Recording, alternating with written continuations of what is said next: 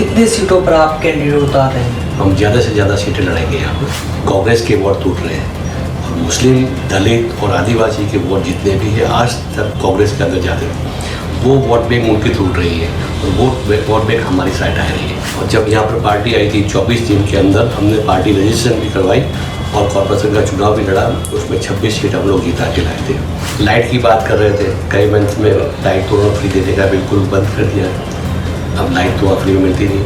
उन्होंने आरएसएस का रिचार्ज कहा। आरएसएस कौन है? सबसे पहले आरएसएस कांग्रेस है। आरएसएस को पैदा किसने किया?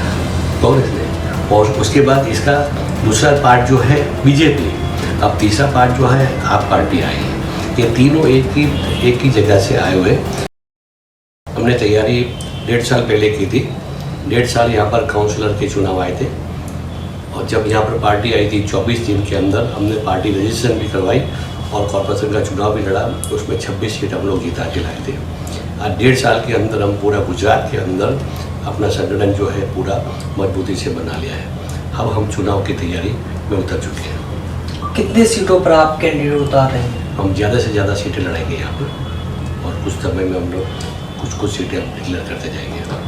अच्छा, जिस तरीके से आप पहली बार चुनाव लड़ रहे हैं, यहाँ पर आम आदमी पार्टी भी चुनाव पहली बार ही लड़ रही है, मगर जो बीजेपी की बी टीम या बीजेपी को फायदा पहुंचाने वाली बात आपके साथ ज़्यादा की जा रही है, क्या समझते हैं सर? सीधी बात है, आपको बोलेंगे जो वोट जो है कांग्रेस के वोट टूट रहे हैं और मुस्लिम, दलित और आदिवासी के वोट जितने भी हैं आज तक कांग्रेस के अंदर जाते थे, वो वोट बैंक उनकी टूट रही है और वोट बैंक हमारी साइड आ रही है। वो लोग बोलेंगे कि बेटी तो यहाँ पर आप भी जानते, सभी जानते हैं, 27 साल से हम तो यहाँ पर थे, हम तो 1.5 साल हुए हैं, 27 साल से आज बीजेपी यहाँ पर सत्ता पर है।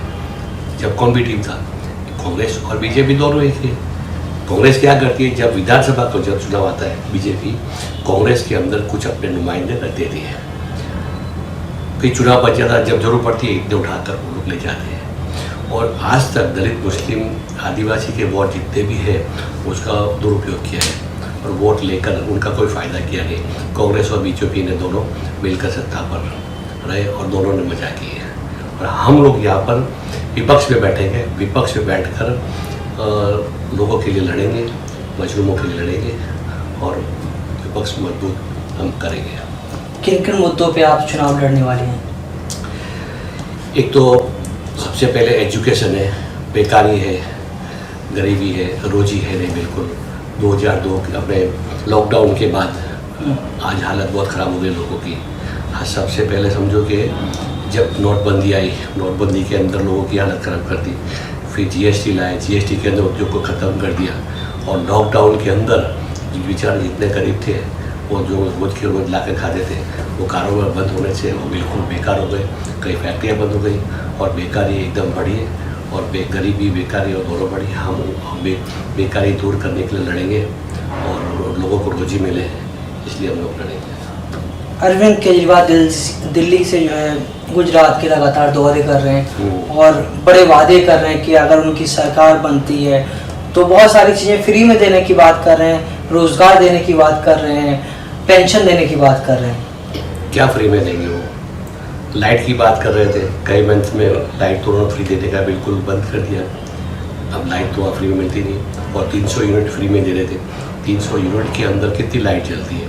2 पंखे और 2 लाइट, उसमें एसी लगा नहीं सकते, टीवी लगा नहीं सकते और वो जो स्कीम है गरीबों के लिए, लेकिन ये सबको बोलते हैं कि हम 300 यूनिट फ्री करेंगे, 300 यूनिट फ्री है, लेकिन वो गरीब के लिए अच्छी बात है, बाकी तो किसी को फ़ायदा तो होने वाला है नहीं है। अच्छा, कल ही कांग्रेस के प्रवक्ता ने एक स्टेटमेंट जारी किया। उन्होंने कहा कि लगातार केजरीवाल गुजरात के दौरे पर हैं, गुजरात में जाके वोट मांग रहे हैं, मगर बिल्किस बानो का जो मामला है उस पर उनकी ज़बान नहीं खुली है। उन्होंने यहाँ तक कह दिया कि आरएसएस का छोटा रिचार्ज अरविंद केजरीवाल और उनकी पार्टी को हुआ है। आप क्या समझते हैं? उन्होंने सही कहा, उन्होंने आरएसएस का रिचार्ज कहा। आरएसएस कौन है? सबसे पहले आरएसएस कांग्रेस है। आरएसएस को पैदा किसने किया? कांग्रेस ने। और उसके बाद इसका दूसरा पार्ट जो है बीजेपी, अब तीसरा पार्ट जो है आप पार्टी आई। ये तीनों एक ही जगह से आए हुए और इनका तीनों का एजेंडा भी एक है और देश का कोई भला करने वाले नहीं है और ये देश को तोड़ने में लगे और देश को तोड़ डालेंगे।